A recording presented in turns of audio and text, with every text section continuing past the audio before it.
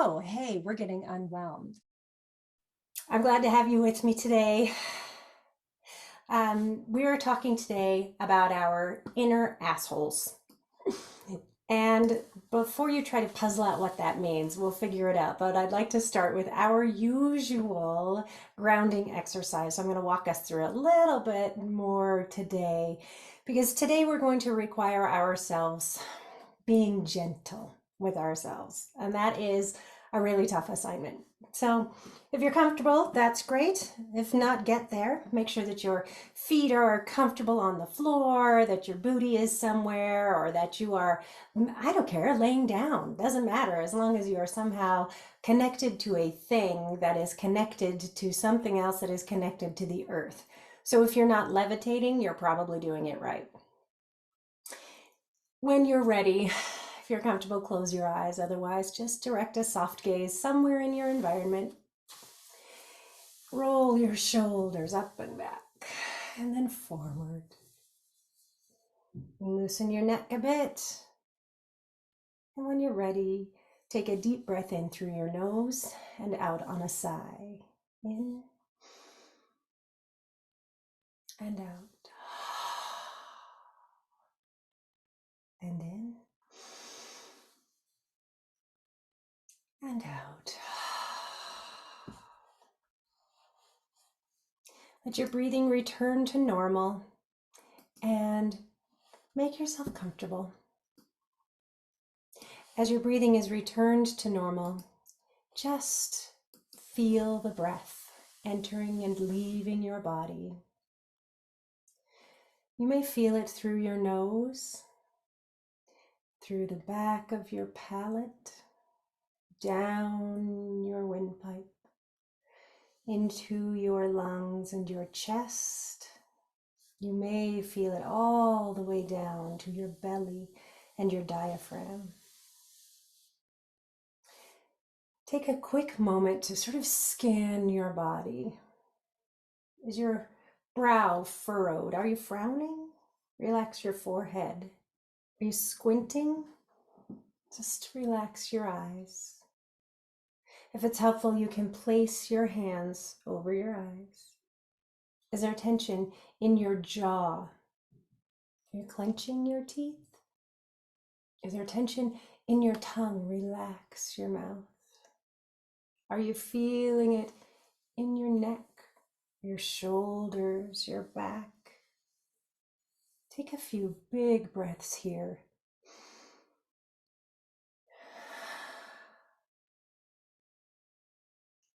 Scan the rest of your body. Let your belly be soft. Let your hips relax. Let your knees be soft. Let your feet relax.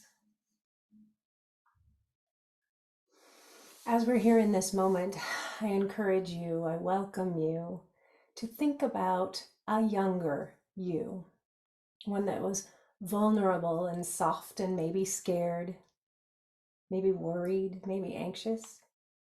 Heck, that younger you could be this morning or yesterday.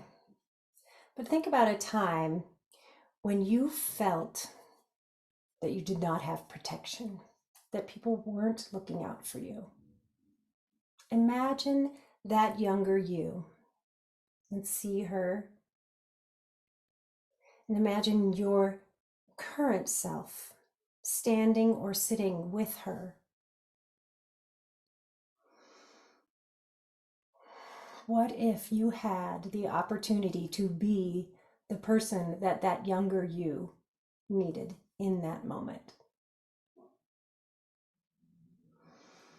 Take a moment to imagine putting your arms around her, or gently touching her face, or giving her a little shoulder nudge, and offering her that encouragement and that support and that unconditional love that she really needed at that time. That's the love and the energy that we're going to bring today.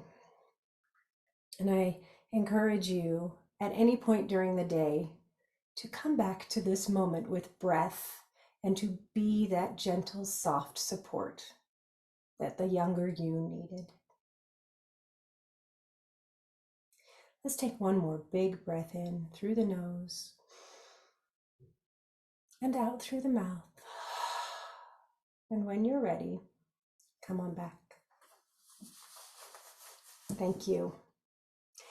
Today we are going to be talking about our harshest critics, our most vociferous doubters, our meanest mean girls. And I'm sure that you can just imagine who that might be. That's right, spoiler alert, it's you. It's me, it's us. We are our own worst enemy, and not just because we might sabotage ourselves. Sure, do it, done it. But also because we speak to ourselves in a way that no one else speaks to us if we're lucky. But certainly we speak to ourselves in a way that we don't speak to other people. It feels like we should be holding ourselves accountable, and we should be working really hard to be our best selves. And we do. And a little bit of push is good. But it's important to remember that in the same way that we would never speak to a friend that way, when we speak to ourselves that way, we're perpetuating trauma and drama, if we're being honest. So let's talk for just a few minutes about how we got here. I'm just going to pull up some notes because I could talk about this all day without any sort of organization. So I want to first mention and give credit to the author Jen Pastiloff. She wrote a book called On Being Human. It's fabulous. Check it out. She's great. She's a magnificent public speaker, and she coined a term that I use all the time, and that is the voice of your critic, your inner monologue that tells you you can't, or you shouldn't, or you look dumb, or why are you wearing that lipstick, or who gave you those pants? One thing that I sometimes say to myself is, did you look in the mirror before you left the house, Kate? So that feels like it's not very kind. And Jen calls that critic the inner asshole. It's the voice inside your head that affirms your absolute worst fears. That chick's a bitch. But really, I want to talk for a minute about why that chick is here. And she's here because she loves you. I know that sounds really counterintuitive, because if she loves you, why the hell is she talking to you like that? You don't talk to people you love like that. But the truth is that she is here to make sure we don't get hurt. When we set a goal or have a dream and we miss it, when we fail, it hurts, especially if it's very public. So multi-level marketing programs are really good at this. They tell you to tell everybody your goal, and there's a lot of value in doing that. But that's a big risk too. So if you miss that goal, then everybody knows it. Or people ask you, how's it going? And you haven't gotten where you want to go, then you have to say, oh, it's not working, or I didn't do it. I mean, think about a middle school talent show, or hell, for me, it was almost any day in middle school. A fundraiser for an animal shelter that raises $6 on social media. Trips that you have to cancel, stage flops, done it. Terrible presentations. For me, it's always the tech, right? Think about how that feels, that sinking sensation in your stomach, and you know what I'm talking about, right? Like the mean girls in school that would give you elevator eyes, give you the one up and down, and then just kind of scoff and look away. So it happens to all of us. And as a woman in business, you've probably been advised at some point or another to dream big and talk about it, like we've just discussed. And I will tell you that I have great big goals, and that I want a lot for this business, and a lot for me, and a lot for my clients and my community. There's a lot of credence to that. But when you fail, what is your primary feeling? It's not elation or excitement or determination. Primarily, as a general rule, you're going to feel shame. And shame sucks. We do a ton, even things that are way out of our league, or out of our personal values, or away from what we really believe, to avoid feeling shame. My favorite shame researcher Yeah, that's a thing. Can you imagine? What a cool gig.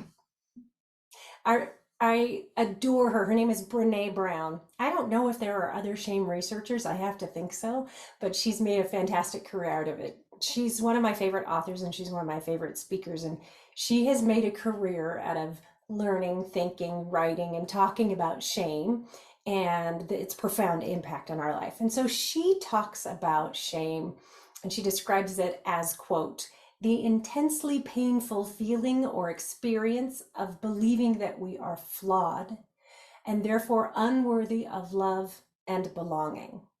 That something we've experienced, done, or failed to do makes us unworthy of connection. Yikes. No wonder we avoid it. As human beings, our highest longing is for connection, for recognition, for a feeling of belonging. And if we are feeling that connection severed or diminished, it's really terrible and we don't want it. So your inner asshole is here to help you avoid shame and avoid sadness and longing. So she's here to protect us. She took all of those past experiences, those days in middle school, those terrible presentations, the days when you put on a webinar and only your best friend shows up. Thanks, Jen. She's here to take all of those experiences and bring them back to the present. And what she's learned from all of those experiences isn't that you're a survivor and you're tough. What your inner asshole has learned from those experiences is that this is scary. Risk-taking is scary. It'll probably fail. It'll end in shame. Nobody wants that. Nobody. She's the classic overprotective mother. She hovers over us and she keeps us safe. And she only knows one way to do that, and that's to keep really tight control. She keeps you from taking those risks, those, especially the big ones, by keeping control over your experiences. She knows you're not happy where you are, and she's happy to chime in and tell you why that is. But her motto is, it could always be worse. So she tells you it could be worse so that you will stay right where you are. I mean, we all know a fearful control freak. You know, there's a woman in your life who only focuses on the negative possibilities, who dwells on the things gone wrong, and who sees danger around every post. Spoiler alert, that's me. My therapist once told me that I'm a professional catastrophizer, so here's to me. That friend can be exasperating, but in a pinch, she's the one you want on your side because she's thought of every possibility and what can go wrong, and she's prepared for it. But that's what your inner asshole's doing for you, and it's really valuable. She's the friend that has extra tampons and scotch tape in her purse, and she knows where the exits are and where the emergency room is and what medications you should have in your suitcase. She will definitely tell you if you have toilet paper stuck to your shoe. You may have gotten some advice about how to deal with this inner asshole. And it may be that you're supposed to be tough and strong and kind of stand up to her and push back. And I mean, if that works for you, that's great. Super easy advice. You know, if you're the one freaking out and hearing the popular girl from high school in your ear, just kidding. It's not easy. You know, you wouldn't do that to a good friend. You wouldn't have a friend having a panic attack and say to her, what the hell's wrong with you? You can't even freak out right. Look at you. You're ugly crying. You would never say that. I mean, if you would, we're probably not hanging out together. But you would definitely, if you've got a friend who's experiencing self-doubt, you would do it with gentleness and compassion and gratitude. I mean, like so many other things that are worthy, this is really hard advice to follow. So how the hell do you do that? I mean, my inner asshole says stuff to me all the time. Full disclosure, I spent last week away from my family and away from business and away from everybody, holed up in a little Airbnb, head down, completely focused, writing the first draft of my book. She's done. First draft is done. I finished that 3 days ago, and I have been unable to open it and start editing. And I haven't shared it with anyone because my inner asshole is in full freak out mode. She's saying, why did you even bother? You probably lost money in those days you were working. You weren't really working. And who's going to read your book? I could easily say to her, fuck that, get out of my head, shut it, go away. But you know what? It doesn't work for me. She just gets louder when I do that. What she hears when I say that is, you're not even listening to me. I know what's happening. I know what's going on. I know how to protect you, and you're not even listening to me. Picture you're upset or angry, and your husband or partner or significant other tells you, calm down. Does that work? That sends me straight into red zone. So when I tell my inner asshole to shut up or back off, she goes, oh, what? she just doubles down. So I kind of try to have to be compassionate with her. So I do tell her to shut the fuck up, but I do it gently and with love and compassion. And also, confession here, not that good at gentle with myself. My experience, my childhood and my experience and all of my traumas have told me that the way that I get things done is with strength. I power through, I take charge, I just solve the problem. And sometimes that works. Sometimes it works really well. And sometimes it backfires.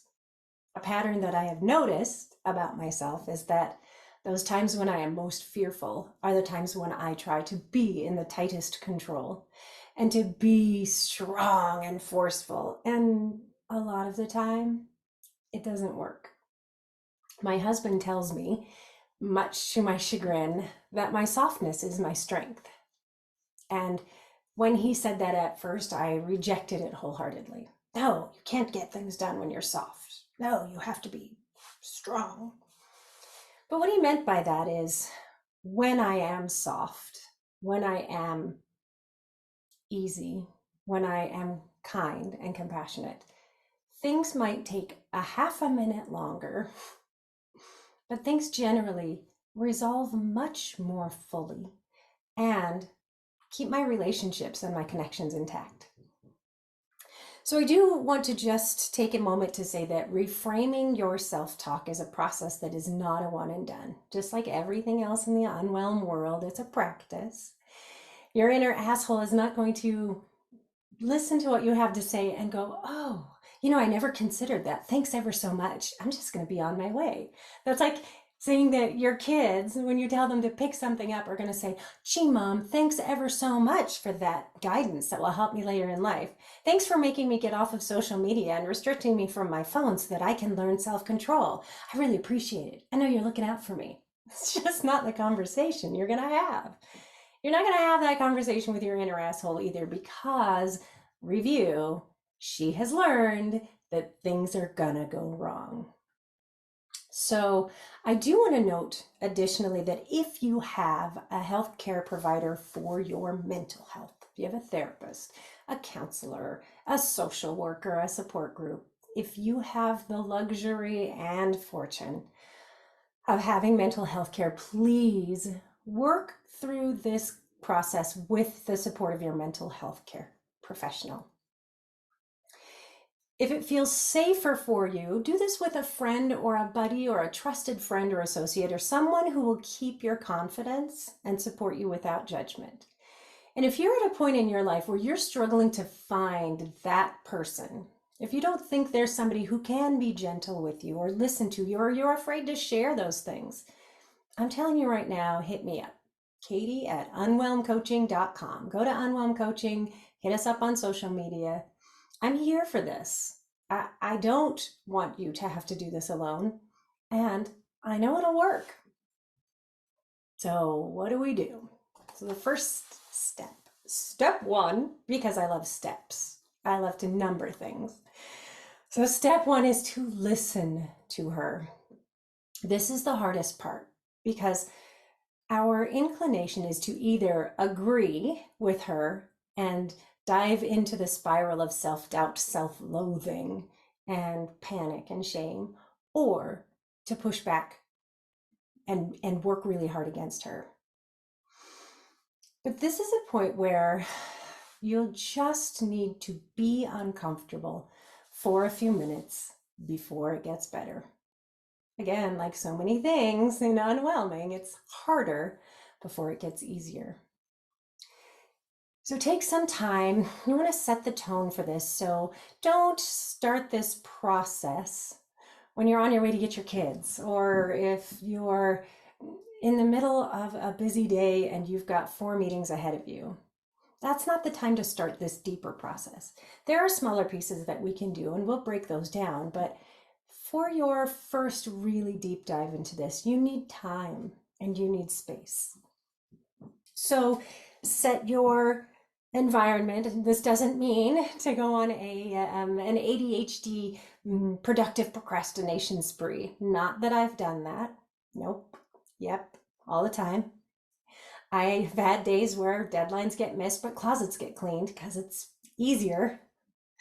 So we're going to reel that inclination in and focus. All I mean when I say to set your environment is wherever you are, just make sure that there are not things in your environment that are visually distracting. Clutter is a real trigger for me. So when I am doing this kind of exercise, I try to find a spot that's either kind of tidy or clean in my house, or I take a minute. I might go upstairs and sit in my lovely bedroom, but I gotta make the bed first because that shit will drive me crazy. Or I clean my desk. But here's the thing, you can take a minute and treat it like company just showed up on your doorstep or texted you from 10 minutes away. Just shove that shit in a closet or just move it out of your eyesight just for now. It's okay, it'll still be there. You can put it back or deal with it when you're done. But just your immediate surroundings, make them comfortable. Make sure that your ringer is off on your phone, you're not looking at your computer, social media is shut down, and make sure that things are taken care of. So if you've got a kiddo who's not doing well or who's sick, now's not the time because you've got to be on call. Or if you're just really, really having a hard day, just take some time to be gentle with yourself. If you're ready, though, gird your loins, clean up your shit, and let's get to work. Light a candle or some incense, or spray some of your favorite perfume, or some of your favorite essential oil. You're going to engage all of your senses to stay present. So you've taken care of what you're seeing, you're smelling things. Take care of your body first. Go pee, I promise. Just take a minute now and do it. It's like a car trip. You're going to sit down, you'll start working, and suddenly you'll be like, oh my God, what am I doing? I have to pee. Or maybe that's just me. I've traveled with my friend Jen, and she's like, do we need to stop now? No, we just left the driveway. Yeah, do we need to stop? She's not wrong. So take care of your body. If you're hungry, eat something real quick. Make sure there's a little bit of protein, or, get yourself a cold or a warm drink, whatever your body is looking for. So you've taken care of your sight and your smell and your taste, and you want to make sure you're comfortable. So make sure you don't have an itchy tag. If your jeans are tight, just unbutton them. Hell, take them off. Who cares? Let your belly hang out. Take off your bra. Who needs that stuff? Just be comfortable where you are. If it's chilly, put a cozy blanket on. If it's cold, turn on your fireplace. Just do whatever it takes to feel cozy. And then turn on some soft music without words if you get distracted by lyrics the way that I do, or any sort of relaxation app. I'm a big fan of Calm, and they have tons of what they call soundscapes. So rain on tent, tropical forest, whatever it is, white noise, it doesn't matter. Just something that kind of soothes your hearing.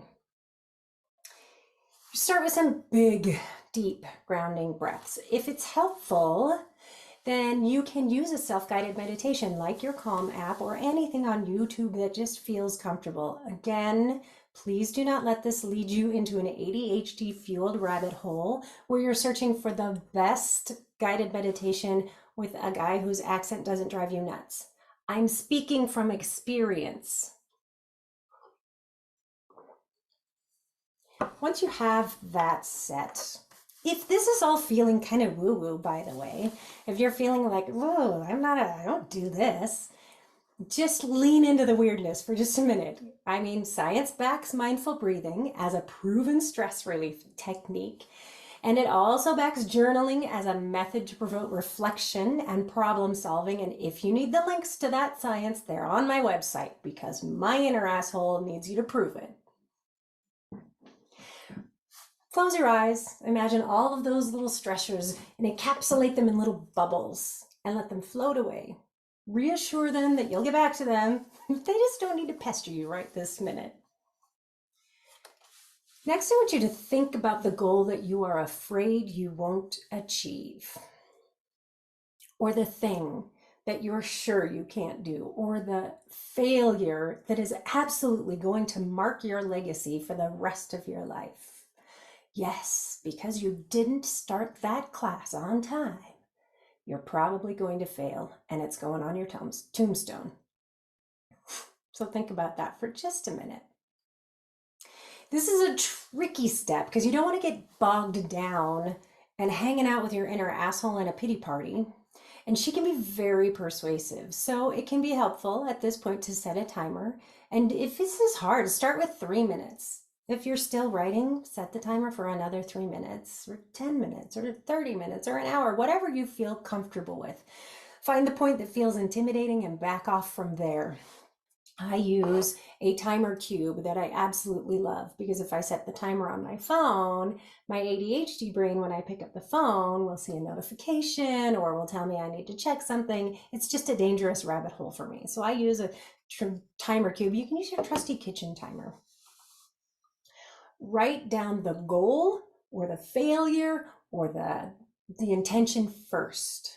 Write it at the top of your page. And then write down all of the negative thoughts that come up. Just let your inner asshole have free reign. So these might come to you as I statements. It might be something like, I'm really bad with money, or I've never done brain surgery before. How am I going to do this? Or they might be you statements. Who the hell do you think you are? And they might just look like a bullet list of grievances. I've made those lists before, so I can appreciate if that's how it shows up for you. Even my inner asshole's organized. After you have made that list, I want you to take a moment and just put your pencil down when the timer rings and just be. Just breathe again, because sometimes that's going to be really tough, just to have put those all out there. Then I want you to go back and read those statements. But I want you to read them as though you were telling them to your best friend or your daughter or your sister or a young woman in middle school or high school. Just read them and sit there with them. This is really hard because you're going to have the tendency to be a jerk to your inner asshole. But I do just want you to read the sentences gently and just sit there with them. Don't feel the feels. Don't argue with them. Don't jump in. Don't take action. Just read them. Then we're going to move to step 2. Step 2 is reframing. So now you're sitting there with all of that ick came out of your head and you can feel overwhelmed, and that's okay. We'll unwhelm it. I promise you have to trust the process. I'd like you to reread each of those statements one at a time, as though your best friend or the young girl in high school is reading them to you. And then gently refute that. Use it as a guide. So, for instance, I am terrible with money could be, I have managed to pay all my mortgage payments on time and we are not homeless. It sounds like a really low bar, but it's a positive. Or I'll never be able to juggle this new business on top of all my responsibilities. I'm doing everything. Or I ask for and I get help when I need it so that I can focus on starting my business. Something like, who are you to offer this kind of advice? It's not like you're an expert or anything. And spoiler alert, some of these are actually things I've said. But something like that could be, my experience and training make me an expert in the field, and people look to me for advice and help. What would you tell your younger self, your best friend, your business associate, your pal, your young friend in high school? What would you tell her? Just gently, though. Continue this process until you have rewritten every single one of those statements. Listen, you don't have to believe it yet. You don't have to believe the reframe. You just have to do it. Because trust me, your inner asshole has decades of keeping you safe. She's not about to giving that up easily. So if you're struggling with this step, it can be really tough. Find a really safe, trusted friend who can help you without judgment, or take advantage of your mental health professional. So if you have a list of statements and you can't refute them, you can simply share this process with a friend and say, could you help me? I just need you to reframe with me. I mean, look for your hype woman. She's there for you. I will tell you something. It is magical to watch your inner criticisms turn into affirmations. It's magic. So when you're done with that page reframing, try to integrate it even more by read the criticisms silently, but then the reframing out loud. You can always use a partner or a friend for this, because it's really helpful to hear those voices other than yours telling you it's all going to be fine. And that brings us to the third step, and that's gentle reassurance. When you have that friend who is worried and nervous all the time, you don't ignore her misgivings and her worries and her fears, and you don't tell her to shut up and stop thinking that way. Instead, you reassure her. You tell her it's going to be okay. So when you've reread all of those affirmations, go back one more time and read what your inner asshole had to say to you, and read them again as though it were your dear friend. Now I'm going to ask you to do something that's kind of weird. And if it doesn't feel weird, we're probably already friends. And if it does feel weird, we're probably already friends. I want you to place your hand on your heart. And I want you to engage in the practice, the Hawaiian practice of ho'oponopono. And I'm probably saying that right, and I'm sorry, but it's I don't know, you could look it up.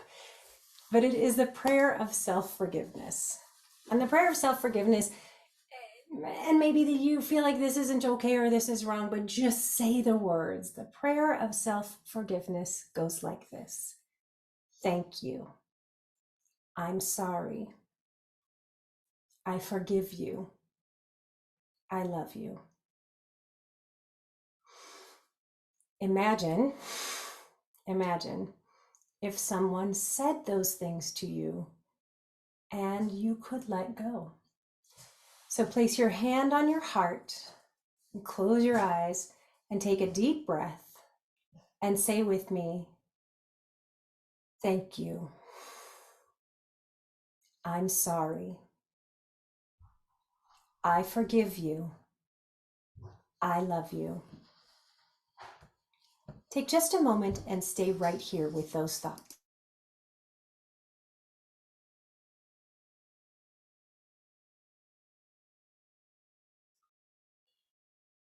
As you're journaling, you can write those 4 phrases over and over and over until they feel right. And you can expand them. So you can say to your inner asshole, in writing and aloud, you can say, thank you. Thank you for looking out for me. Thank you for keeping me safe so far. Thank you for being here. Thank you for pointing out the risks. Thank you for making sure I don't get hurt. It's going to feel weird, but it's going to feel good. You can say, I'm sorry. I'm sorry for the times that I failed. I'm sorry for the times that I didn't listen to you. I'm sorry for the times I didn't listen to you and the times that I ignored you. I'm sorry for being harsh and mean to you. And I'm sorry that you've had to get hurt to get here. You can say, I forgive you. I forgive you. I forgive you. And you can end with, I love you. It can be helpful to go back and reread your affirmations and say things like, I love that you value paying your mortgage on time, no matter how small. I love that you look for ways to make people laugh. I love that you did that one thing that time that really turned out great. The same way that you would reassure and forgive and show love to your friend or your younger self. You got to really mean it at some point. So you can start by just writing and reading it out loud, and you can push through that discomfort. You can just ignore that discomfort just for a minute, and you can thank the guard of your heart for her work.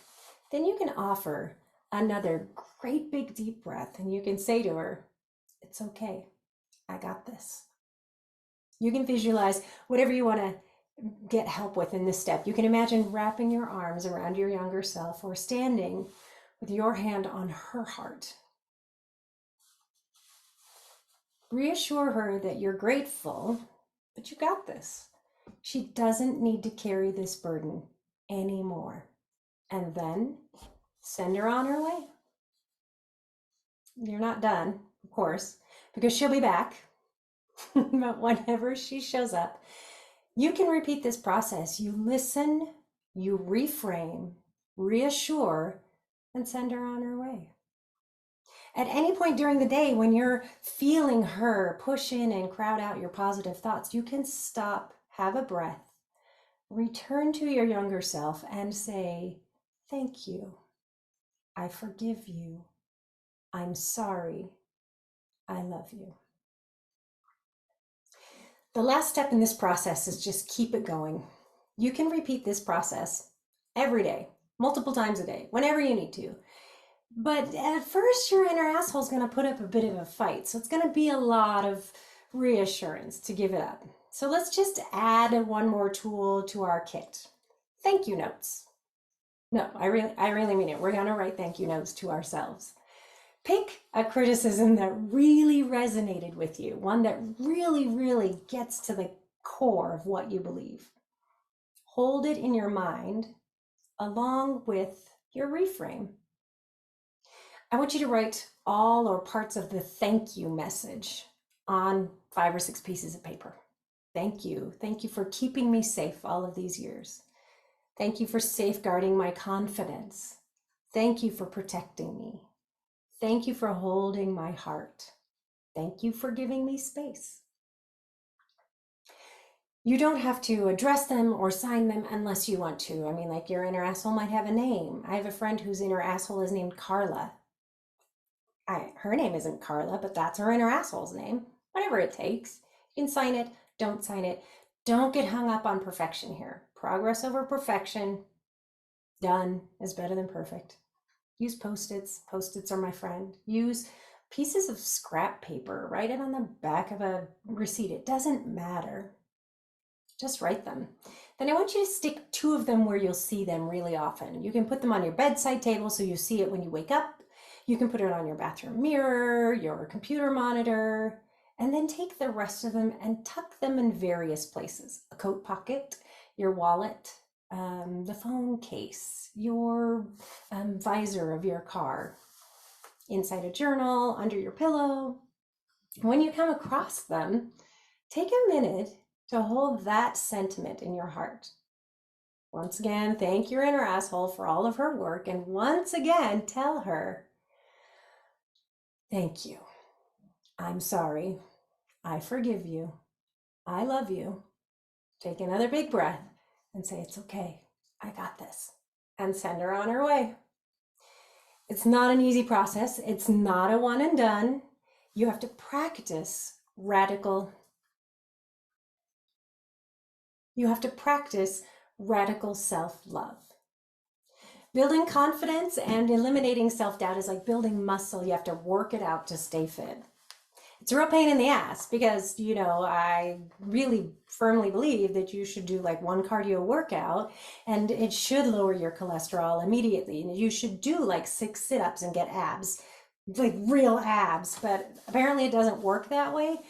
And you'll be strong as hell in no time if you do a little bit every day. So that's really important. But here's what I think is kind of the coolest part of this process is that you can model it. After it stops feeling kind of weird, you can share it. You can let your kids see it. You can let your kids do it. You can share this process with them.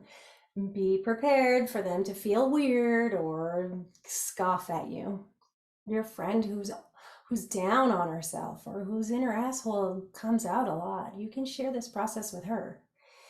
We can model it for other human beings, and we can get stronger in the process. Can you just imagine if that younger you had yourself right now telling her, it's okay, I got this? Can you imagine if we'd had that kind of support, what we could have done with it? Imagine that you are doing that for your future self. Imagine that you're doing that for your kiddos. It's a really big gift.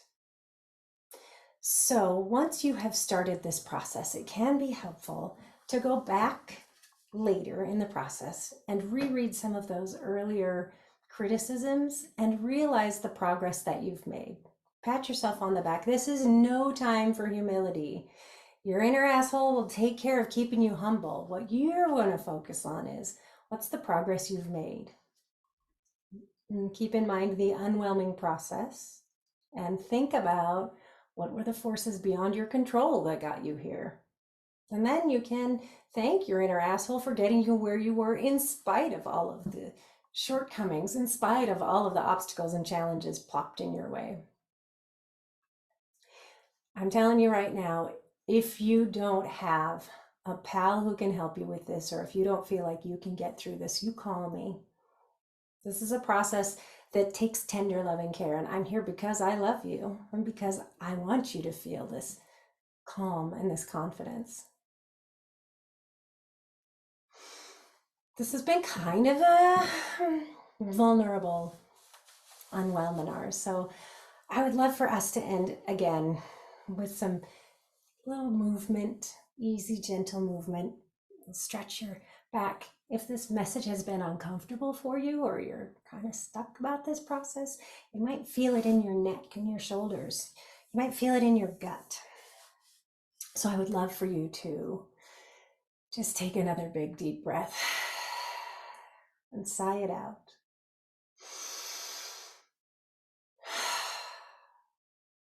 I send you on your way this week with all the gratitude in the world and all the love and kindness that you can share with your inner asshole. And don't worry, you really are right even before you believe it. You got this. It's okay. Thanks for joining us today for the Unwhelminar on how to gently hush your inner asshole. I am super excited about what's going on at Unwhelm Coaching right now. I am ready to get started on the second draft of this book and then send it out to editors who will fix it and make it better for you. I have lots of words and sometimes they get tangled and I use too many of them, so I rely on some really great help to make sure the message is clear for you. So that book is coming. I'm very excited about it. We have new courses and new membership options starting. Our membership area will be ready by the 1st of September, so jump in there. There is a free membership. You just go on over there and grab your account. That's super easy, and you can take a look at the benefits of the paid membership.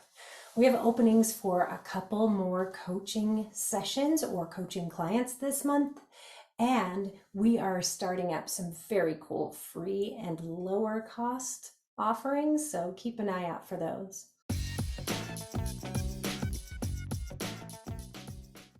Oh, hey, we're getting unwhelmed. And as always, you can catch all of our recordings on our website at unwhelmcoaching.com.